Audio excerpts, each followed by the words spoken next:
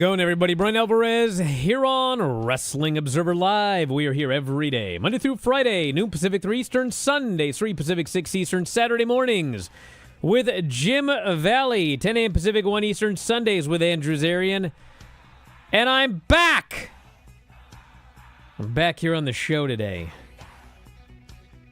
And I was just doing a cameo for a fella moments ago, actually. Because, you know, they're $10 this month. F4W Online on Cameo.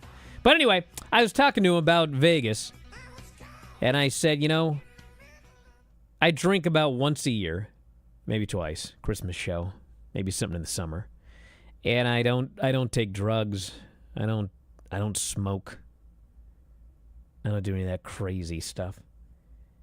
And I got on that airplane yesterday to go back from Vegas.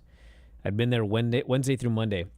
I got that airplane, and I looked down at Vegas, and I was like, my God, this place chewed me up and spit me out. I felt like death leaving Vegas. It just crushed me. And I thought, my God, think about these guys that go, and they do drink, and they do drugs, and they party, and they do everything else you do in Vegas.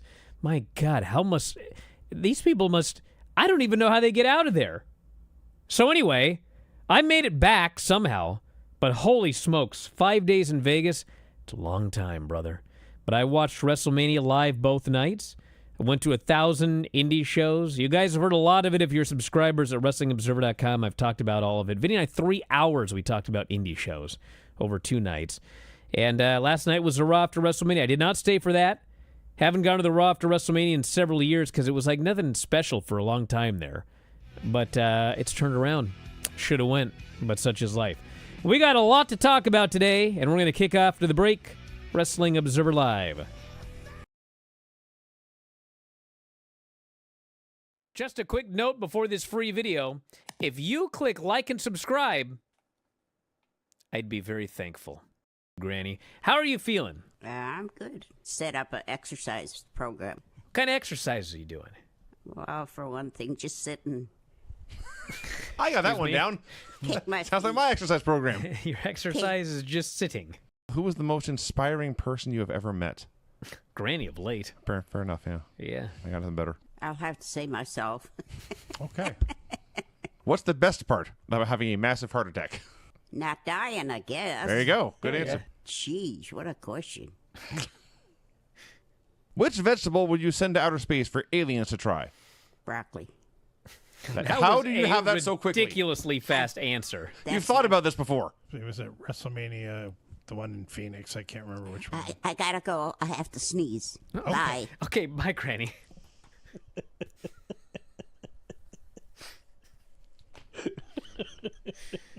Granny laid on the guilt trip to end all guilt trips. Sorry, I wrote. Forgot we going 30 minutes late. And then you began. Gee, thanks. 30 minutes late. Was not told. Aggravating. I guess my time doesn't mean anything. Jeez. Wow. Golly. You happy, Granny? You made me so angry. You're over there snickering, laughing at what you've done. God. Good. You're going to have a heart attack. Anything like else? Granny. Yeah. Goody. Goody, she says. The news of you having a What cardiac medication arrest. did they give you?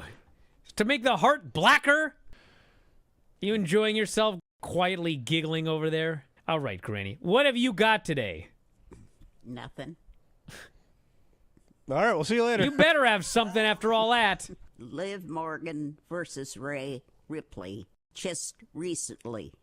That's the date. You told me that you watched CM Punk and Drew and didn't watch any more of the show, but this was on the show. I know. I watched this one. Because I wanted to see what happened with Dominic. In which Midwestern city did rapper Eminem grow up? Detroit. Eminem? 8 Mile. Okay, we had a new segment. Granny reads rapper names. That's I'm an M. I am an M. Eminem. Yep. Eminem. Ryan Adams covered an entire Taylor Swift album. What is the name of that album? Ryan Adams. 1989. Yeah. That's the right answer, dum-dum. Excuse me. Okay, now I'll quit picking on Brian and go away. Thanks, Granny.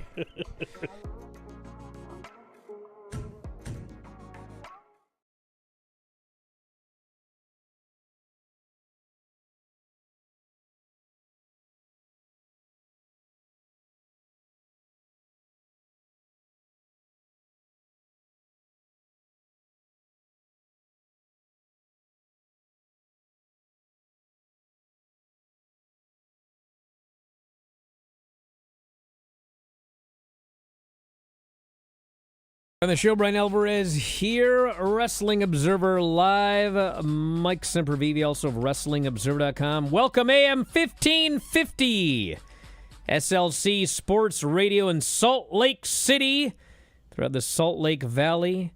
Thanks to Program Director Dino Costa. Are you aware I have ties to Salt Lake? No. Yes, sort of. How's That was actually where Pedro Sauer first lived when he came to America, and he opened his first school in Salt Lake City, Park City. I think it was called. I forget the name of the Did school he way like back to then. ski? How did he make his way to? Actually, if you know Pedro, he's had like 8 shoulder surgeries, none of which have been related to jiu-jitsu, all of which have been related to skiing and snowboarding. oh wow. Well, Yeah. he did make a good choice then, because with this in the valley here with that 1550 covers, we're right near the Okur Mountains, where there's a lot of skiing that takes place on that side of the valley. A lot of backcountry skiing, so Yes, perfect place. And Park City is still there, the jiu-jitsu school, all those guys from way back in the day. And first school I went to, one of their black belts had moved to Seattle, and there you go. So anyway, welcome, AM 1550. And we got a lot of wrestling to talk about here today, as well as After Dark tomorrow. We'll get to that later. I think Mike's probably covered all of the news. I don't know what I can add, but if it comes up, I'll talk about it. But we must talk about Old Dwayne, as Dave likes to call him, The Rock. So, he was on the Pat McAfee show, and he said he felt his work was done after the event of March's Elimination Chamber, where John Cena turned on Rhodes, seemingly at The Rock's behest. Seemingly.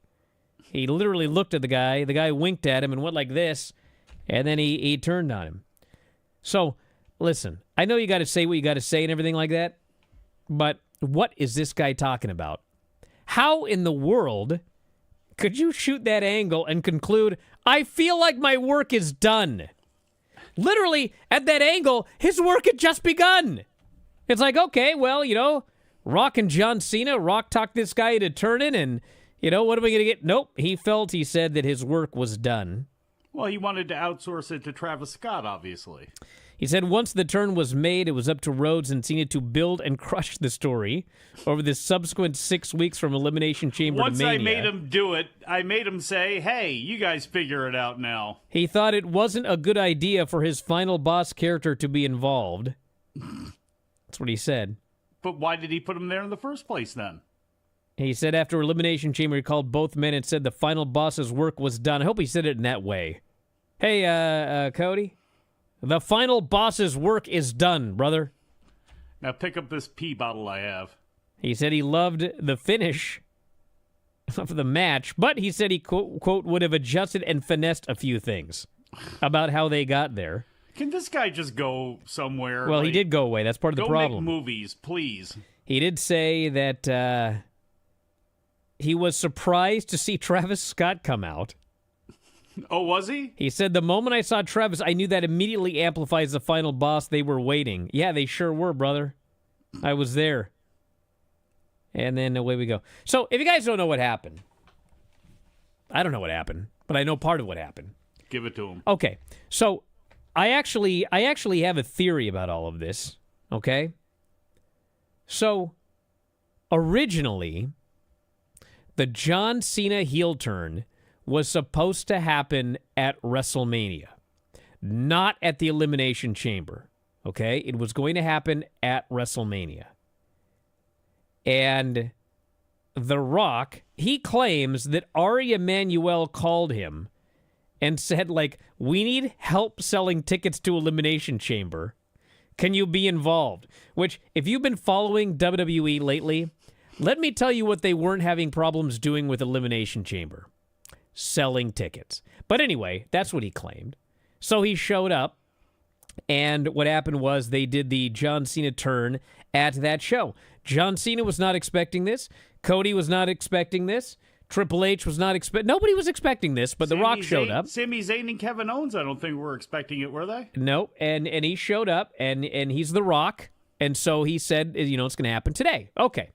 So now this kind of screwed a bunch of stuff up because, as we talked about, John Cena had nothing to say between Elimination Chamber and WrestleMania, except the same promo every night about it's because of the fans. And everybody's like, does he have anything to add? Like, what's going on? Well, no, because he wasn't supposed to be doing these promos on the road to WrestleMania. Originally, it was going to be babyface John Cena is challenging babyface Cody Rhodes. He wants that 17th title. That was going to be the road to WrestleMania. And then at WrestleMania, John Cena turns heel to steal the title for the 17th time.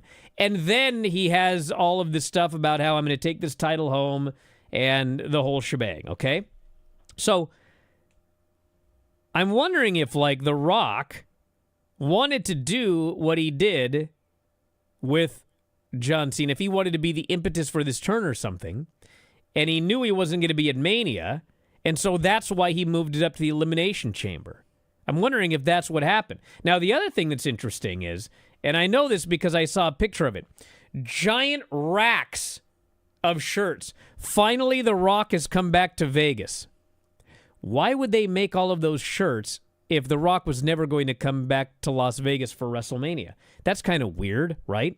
So I presume that Rock showed up, shot the angle for the turn. Everybody involved figured, well, the guy's going to show up at WrestleMania and continue this angle. And whatever happened, happened. And clearly something happened because they had shirts made. And The Rock didn't show up in Vegas. And at least Travis Scott was there. I don't know if it was good or bad, but at least somebody involved was back. And what happened, happened. So there you go. So what is the status of Cody Soul? Because we know the status of the WWE title will be Randy Orton and John Cena in St. Louis. So we know that one. Does the final boss have anything to say about that? Or what is up with Cody Soul? Is it in purgatory? Does he own it? Does he have it on a mantle next to the People's Championship belt that he made for himself and made the Ali family give him? Here's the thing. They did make him look like a geek in that main event. And so he'll never use the crossroads again. I can tell you that. Travis Scott's like doing dances about 10 seconds after it. If I were him, if I were them, this is what I would do. Cody is gone for a while. And we already know that John Cena is facing Randy Orton in the next show. So just go forward with that. Because as we have learned in wrestling, no matter what people think about you, if you are gone for a while, you will come back and they will cheer big. So I would keep Cody away for a month or so, keep him off this pay-per-view cycle. You got a lot of guys coming in, you got a lot of guys doing stuff, and Cody can make his return, a month or two down the road when everybody's forgotten about this geeking that he got at WrestleMania, and he'll be over again. You don't want him to come back as the Midnight Rider? I mean, you could, but no. I've had enough WrestleMania 9 moments or callbacks. That Becky thing was all about Hogan coming back at WrestleMania 9. Comes back, wins that title. And when I first heard it, because this whole thing was Becky's idea, okay? It was all Becky's idea. I heard about it in advance. Becky wants to come back. She wants to win the title and then turn on Lyra the next night. And when I heard it, I was like, what? Like, this is a horrible idea. Absolutely horrible idea. But as it turns out, her coming back and winning the title I mean, if you went on Twitter after that show, I mean, they all cheered Becky and everything, but like very shortly thereafter, there were all the Becky Hogan posts. And, then I didn't know that her plan involved losing the title. I thought she was going to turn on Lyra as champions and they'd vacate the titles or whatever. But then losing the title and turning on her, this all worked out perfect for a heel turn. So, I mean, it didn't at the Raw after WrestleMania, but she'll be a heel next week. Anyway, we'll be right back. Observer Live.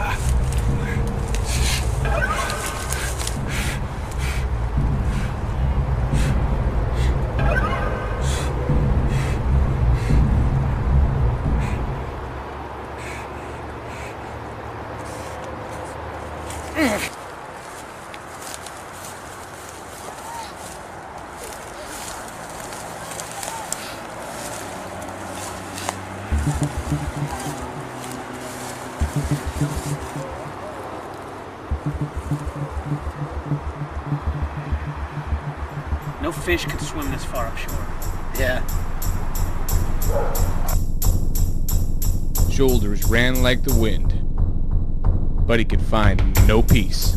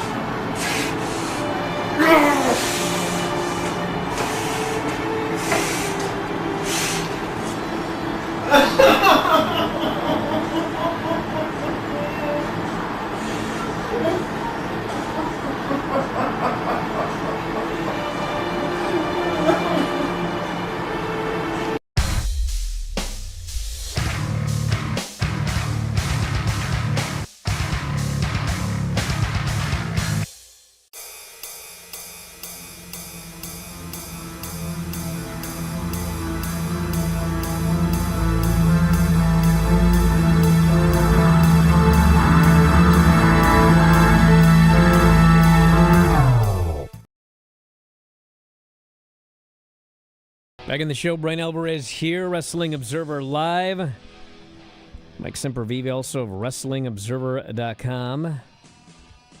Yeah, they needed help selling tickets for that Elimination Chamber. Meanwhile, WrestleMania was the most lucrative event in the history of WWE ever.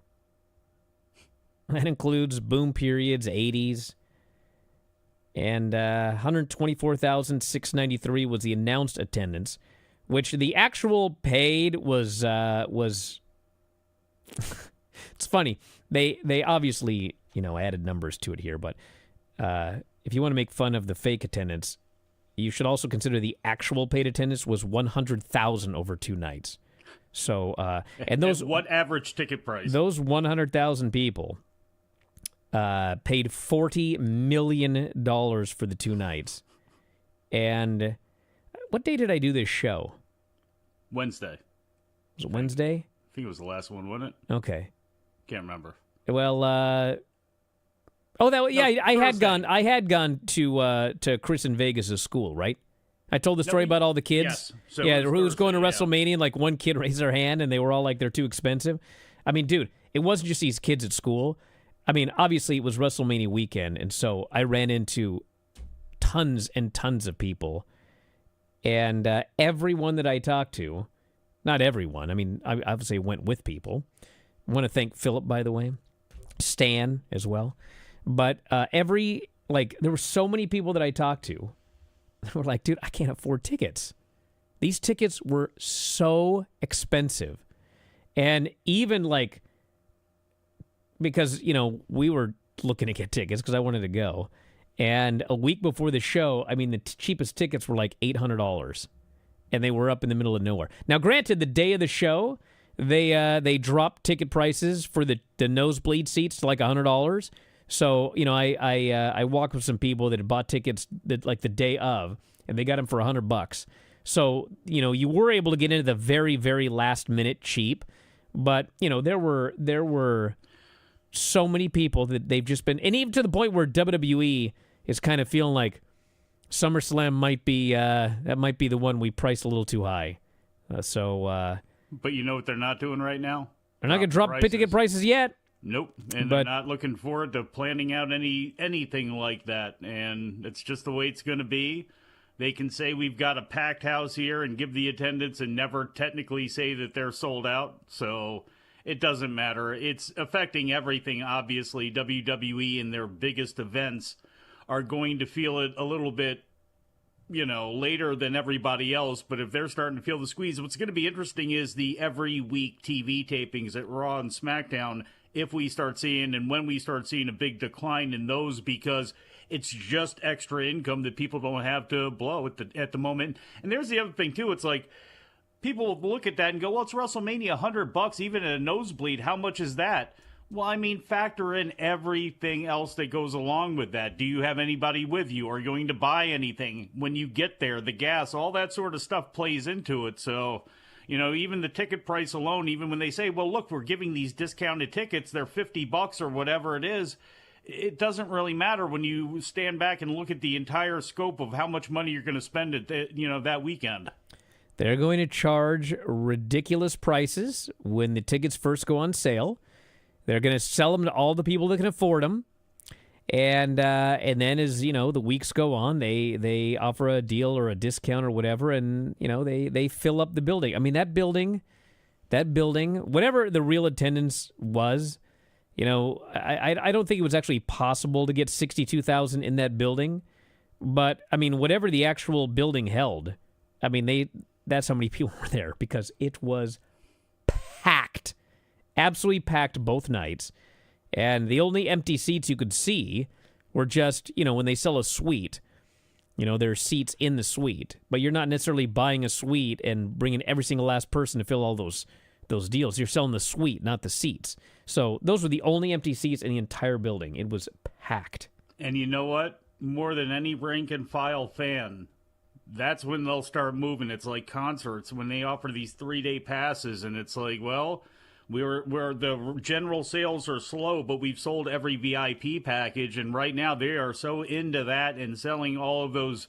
You get to take the chair and this and high five Nick Khan on the way out the door, or Steve Austin will drive into you with a 4-wheeler or something like that. That when those things start dropping on SummerSlam events and Survivor Series and their bigger events, that's really when they're going to start getting a little shaky.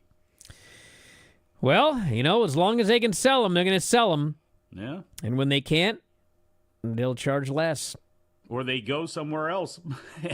Well, I mean, if SummerSlam does not come close to selling out, then the next stadium show, the tickets will be cheaper.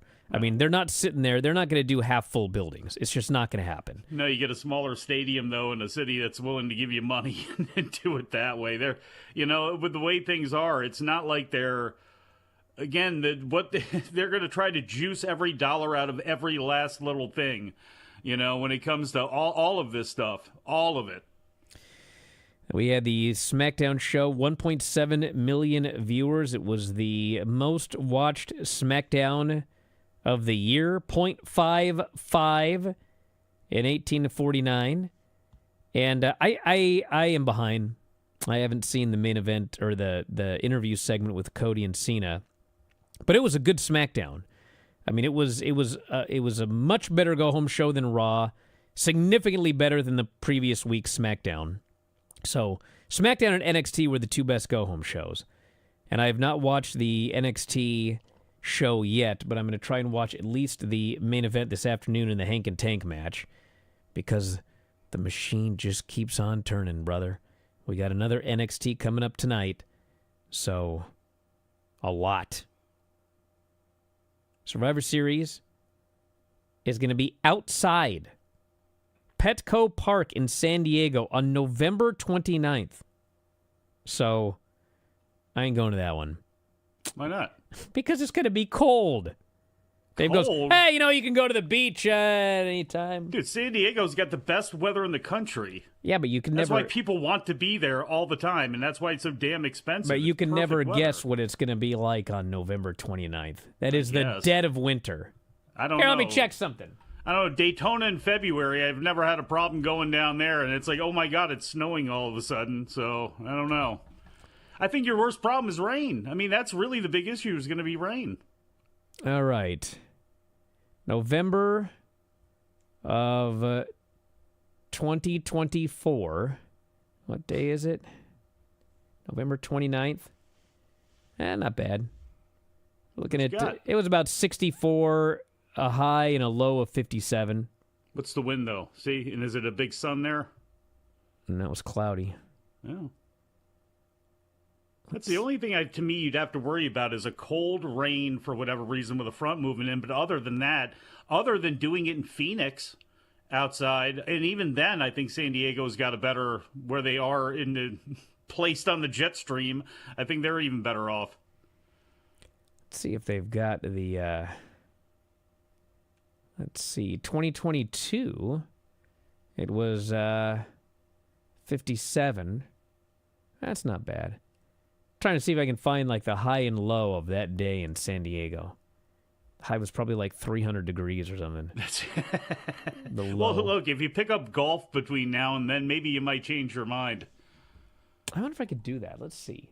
What, pick up Hey, golf? you know what I'll do? I got a better way to do this. What you got?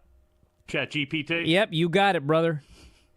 Let's see. I rearranged all my icons, so now I can't find stuff. But here we go. Okay, hold on. What was the high and low record temperature in San Diego, California on November 29th, historically? I couldn't give him more info. Can you right. write that? Let's see what it says. I was going to try and search the web. ChatGPT, I could search the web. All right, the highest recorded temperature was 84 degrees in 1953, and the lowest was 42 degrees in 1994. It's the lowest, 42. On average, the weather is mild, with an average high of 62 and an average low of 55. It is amazing weather. It's amazing weather in San Diego. Jesus. Well, good for them. How often does it rain on November 29th in San Diego, California? The answer should be never if it's right. Well, we'll find out. I'll bet It never rains in Southern California. It does sometimes. It's going to search the web again. Do you see that we're living in the future, everybody? Do you see how amazing Why do you have technology that stupid is? app with this stupid Okay, stuff? historically it tends to be dry. November averages about 5 days of rain. There's a 12% chance of rain on any given day at the end of the month. 12% chance. That should be every all day. right. Yeah. I'm still not going. I don't go to Survivor Series. Fair enough. I don't go to one-day shows. Kidding me? Oh, man. You know what? That's the next one. That's the... Well, actually, I take that back. Royal Rumble is going to be the next one. Royal That's Rumble the will be two-day the show. next 2-day show. Yeah. It shouldn't be Survivor Series. Although, I mean, any show that has to have a men's and women's long match could be 2 days. Like the men's and women's War Games. Although I went to War Games, they only had 4 matches. It was fine. It was a fun show, I thought. A lot of people apparently didn't like it. Well, people But were I saying that enjoyed about it good Raw enough. last night. The big thing pointed out about it in 2.5 hours or so, whatever it was. They had, 3 matches? 2 hours and 52 minutes, which, by the way, we were told it was scheduled to go 3 hours. It did not go long. This was the scheduled length of the show. That was made clear to us this morning. All right, back in a moment with more Observer Live. Just a quick note before this free video. If you click like and subscribe, I'd be very thankful.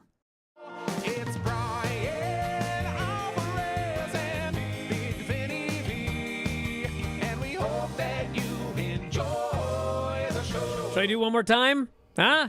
I played the entire song before realizing I had not hit record. I figured as much. So I had to start the entire show over again. Uh-oh. Is my internet down? My internet died. Yeah. All right. Stand by, everybody. Hi, everybody. We're back. And we're just gonna barrel on through, right, Vinny? What do we have on that Facebook thing? Now it says no audio. Jared, do we have audio? I can hear you. Honestly, what is going on? Yeah, we just watched a movie What about is this. up with my internet? Lost everybody again. Curry says no problems with the Big Vinny V show. His words. Not since the first one. I was gonna say the very There have first been one was a Many disaster. problems. Many Yes. problems. We've had quite a few. Yeah, and you know what I do? I just barrel on through. Brian. Barrel on through should be the name of this show. What the hell's going on this week? Like every single show, something goes terribly wrong. Today, I didn't have the music set to go at first. Then I got it set to go, but I forgot to hit record. Finally, I hit record and got the song going right. Golly. One disaster after another here. We're starting 15 minutes late. I still can't find the video, Jared. Is it up? Where is everything? Granny's joining us here today via phone. We cannot connect her audio or video. It's a blank screen. I don't know what's going on. What are we doing? Should we just quit today? I don't know what the problem is, Granny. I don't know how to fix it. I don't know what's going on. We still have no video. I got a question. Where's the goddamn video at? You gotta fire Jared. All right, now it's up. Hello, everybody. This is the one you told me to do last week, Undertaker plus Psycho Kid. Okay. Are you done laughing? Yeah, Yes, we're done. Yes, Granny, I apologize. There'll be more. Then Psycho Sid comes out with blonde curly hair. Hard to pull. Lasts a while before he gets out of it. I had to give that a 10. A 10. Oh, wow. Undertaker won a match and a belt. That's a 10 on the Granny scale. Victor is still at it more than ever this week, as far as the soaps go. Hell of a report, Granny. All right. That was a 10 on the Granny soap opera report scale. Okay, just a minute. Jared, you're forgiven. Instead of suffering through the YouTube chat, click like and subscribe.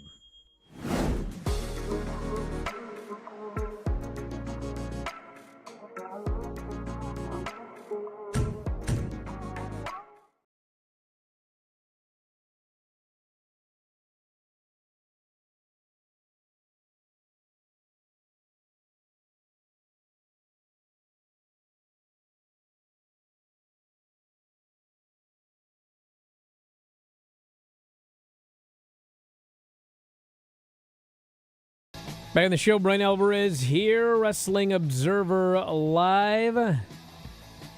Mike Sempervive, also of WrestlingObserver.com. We had an excellent Raw after WrestleMania. So good, in fact, that like I saw a lot of people that were like really over WWE after that John Cena Cody match. Felt better about it after this show. They did a lot of reshuffling, a lot of setting stuff up for the future. We had John Cena coming out for a promo, and ring announcer introduces him, and he comes into the ring, and he calls the guy, and he goes, "That was unacceptable. I need you to do it again." The guy introduces him as the greatest of all time, the never-seen 17, gracing Las Vegas with his presence for the final time, the last real champion, John Cena, and there's a pause, and Michael Cole goes, "That was a lot better." I laughed. So then Cena talks about winners writing history, and long story short, he points to the big screen. He said, at the beginning of the year, I said 36 dates. Well, I've done 9. There's only 27 dates left. Not matches, he says. Thank God. Dates! And when I hit 0, I'm out of here. I'm going to take this title with me. I will be the last real undisputed champion. Your best chance was Cody Rhodes, who the fans booed. And he says, "You heartless bastards!" Cuts a promo on him. Says it's time for you to take a look in the mirror. He did make a good point there. No one in WWE has the strength, speed, and wisdom, or the ruthless aggression of John Cena. But I will do something nice for you tonight. Get out your cameras. And so he tells him to get out the cameras. He holds up his belt. Randy Orton sneaks in, lays him out with an RKO. Place went nuts. Randy poses with the title. And yes, in about... This might have actually been 2009. I thought it was 2012. Somebody could probably look it up. But Randy Orton and John Cena had a feud that just went on forever. And finally, they had the match was advertised as, for the last time ever, Randy Orton and John Cena. The last time ever. And here we are. It's 2025. They're doing it again. And I will say that, to be fair, I would strongly suspect that in 2009 or 2012 or whenever it was, they did not expect to be running Randy Orton versus John Cena in 2025. Well, but here we are. 10 years after the ruthless aggression era started, I bet you they thought they were probably starting to wind it down. But no, 10 years after that, here we are. And who is left from the ruthless aggression era? At least in AEW, there's a couple of them. There's Edge and there's Christian, but who's left from that ruthless aggression era? We got John Cena, we got Randy Orton. Who else? Who else is there? Miz, that's right. The Miz. Ron Killings. Where's R-Truth been? Liv and Raquel. He was in the Battle Royal on Friday, for crying out loud. Oh, that's you know how many right, times, how many people over the weekend have said, well, where's so-and-so been? And I was like, they were in the Battle Royal Friday. They were in the Battle Royal Friday. If not, they were working some show over the weekend because there were 9 million wrestlers teaming around Las Vegas. Liv and Raquel versus Becky and Lyra. We talked about this. They put over Lyra big before they finally beat her. And then Becky immediately hugged her and laid her out, beat her up. Becky, a heel. I wonder if she'll end up with Heyman's new crew. Probably. Because... Explains who attacked Bayley. Oh, yeah, we will find out who attacked Bayley. New Day came out for a promo as the new tag team champions. They're interrupted by Alpha Academy, who wants a match. But before the match can begin, music hits and Rusev has returned. Looked to be in great shape. Destroyed both of Alpha Academy. Smashed them. All the geeks ran down to make the save. It was a good return. Finn Balor is trying to act like he's not gotten to, but he clearly is. He says what happens in Vegas stays in Vegas, even though they're still in Vegas. Congratulates Dom, says I'll be out there with you tonight. Then we had Io Sky coming out for a promo. She's interrupted by Stephanie Vaquer, and they announce that they want to fight each other, and Adam Pearce comes out. He is booed out of the building until he says, you know what, I want to see that match too, let's do it! And then they cheer him. So it's Io and Stephanie, and my God, they had a great match until there was a Spanish fly spot and Roxanne hit the ring for the disqualification. Lame finish. But honestly, it was champion versus champion, and we shouldn't have had a finish, to be honest. And then Julia hits the ring. She's a heel, so she beats down the baby faces, and then Rhea Ripley's music hits, and she has a stare down with Julia and another stare down with Io. So they got a lot going on. I mean, if we're being honest, Stephanie, Julia, and Roxanne all should be called up. I don't know if they will all be called up yet, but they got quite a moment here. And Rhea and Io is up next for the title. It was a cheap way. I can say, you can say it was a cheap way to get out of it, but it paid off in the fact that people really love Roxanne and they like Julia and they love Rhea Ripley.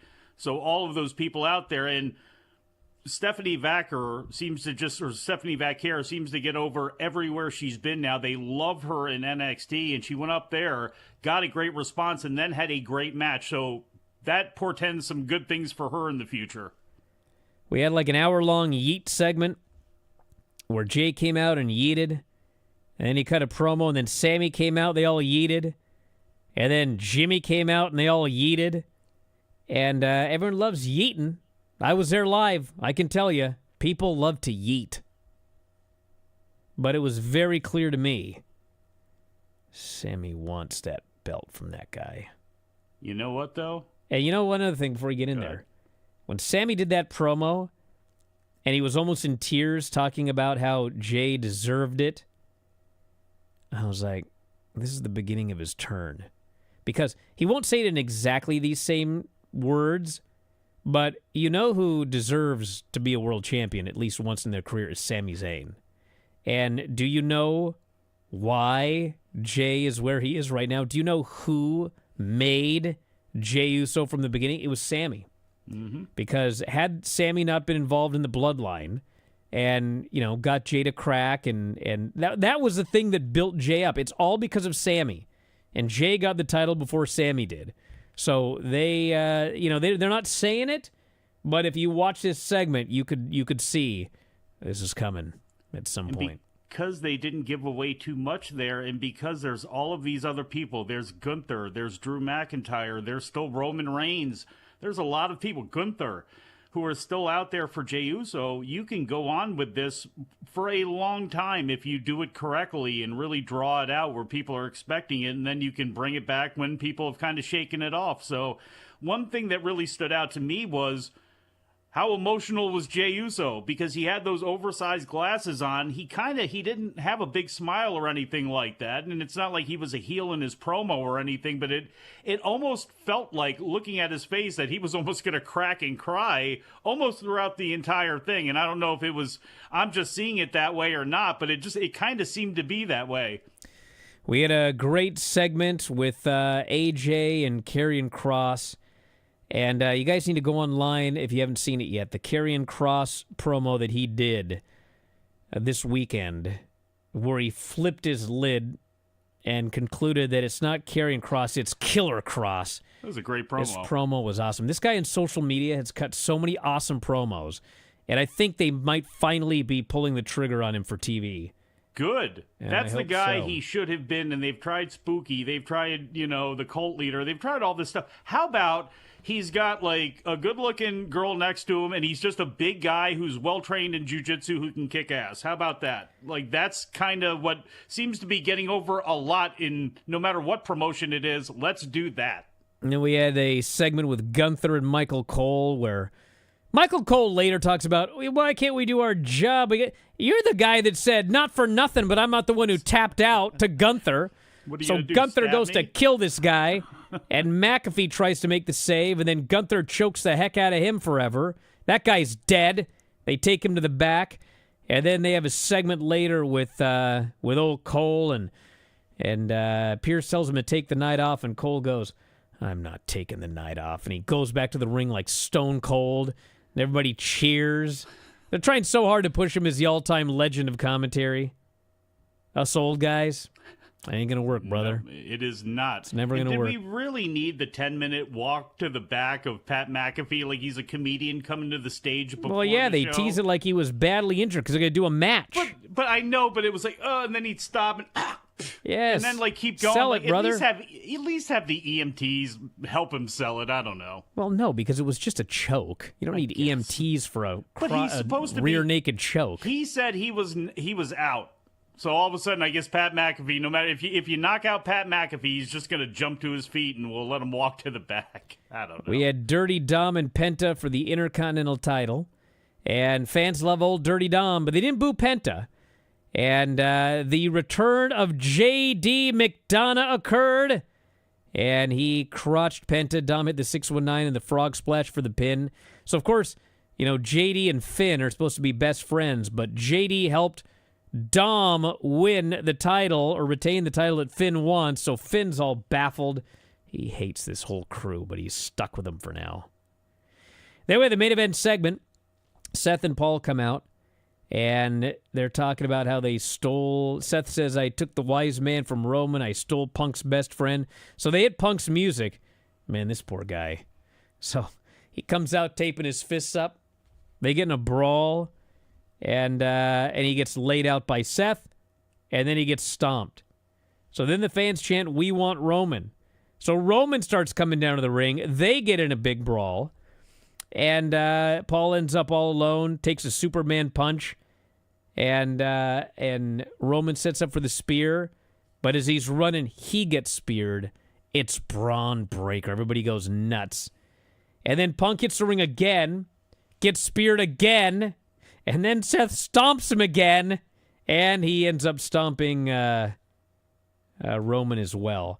So I thought this segment was awesome. We've elevated Braun. He's now in Paul Heyman's stable. It's Paul and Seth so far, with probably at least one more male and maybe Becky to come.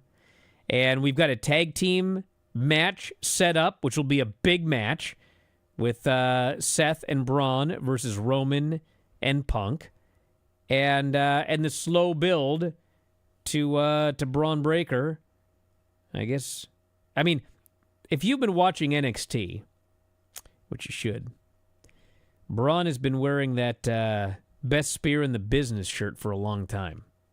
Now, this is not like, oh, he came up with an idea and they're doing it. No, this was all run by everybody. It is no coincidence that he has a best spear in the business shirt and has for a while, because ultimately Roman Reigns and Braun Breaker is a very, very big match they're building towards. And it has begun here with Paul Heyman taking Braun. Gotta say this.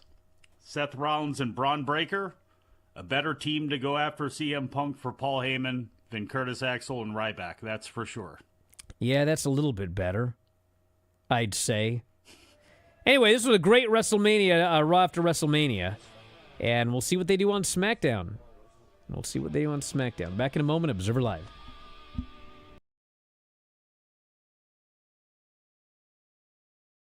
Just a quick note before this free video. If you click like and subscribe, I'd be very thankful. Okay, can everyone hear it? Yeah. There's a mystery bell at Granny's house. She can't hear it. Take off your headphones for a second. I had them on wrong anyway. Okay. I can't get them on right. What? Take them off and listen. You have it in your elbow? Is the fan on a computer? Nothing. All right. Well, this is going to be an exciting show. Gonna have bells ringing through the whole thing, and it's every week. It's got to be me. Do you have a neighbor that's an ice cream man No, practicing out there? I got a neighbor that smokes marijuana. I'm sure you do. I guess Whatever that noise is, I mean, it's still going. Yeah, it's not going to stop, dude. Brian, do you want me to get off here and go see if open the door and see if there's anything out there? You think something's out the front door? Is he been ringing the bell the entire time? Yeah. No, Granny, you don't. Let me in. Let me in. It's fine. It's fine. If it's death, don't open the door. Thank you, Craig. This person thinks it's a stove timer. Have you burned the roast? No, I don't have a stove. You want me to just get off here? No. We're going to barrel through it. I'd love it. You're not even doing anything. Granny, Nick says that you've got an old-fashioned analog alarm clock in Terry's bedroom. I don't know. I got a new alarm clock. Battery operated. Is that what she meant? Well, whatever it is, it's going haywire right now. Oh, it might be my alarm. Do you think? But it's way back in the bedroom. Don't worry about it right now. But when the show's over, you might want to go... That's what it is. Okay. Solve the mystery. Is there a reason you didn't turn it off when it started ringing? Well, I wasn't in there. I didn't. Duh. I took a nap. I took a nap and set the alarm. I thought I shut it off, but I probably didn't. No. You probably didn't. That's like I would say with a good deal of certainty that you didn't turn it off. Brian. That's life around here. Yeah, I'm well aware. I do the show with Dave, too. Say, Hear all sorts of things in the background. did I do that? You know, Yeah, you did do that. or I thought I did that, but I didn't. In there. I wake up and I see lights on, and I say, I didn't turn those lights on. What's going on? Maybe the place is haunted. Could be. Okay. It's my brain that's haunted. Well, I hope not. Instead of suffering through the YouTube chat, click like and subscribe.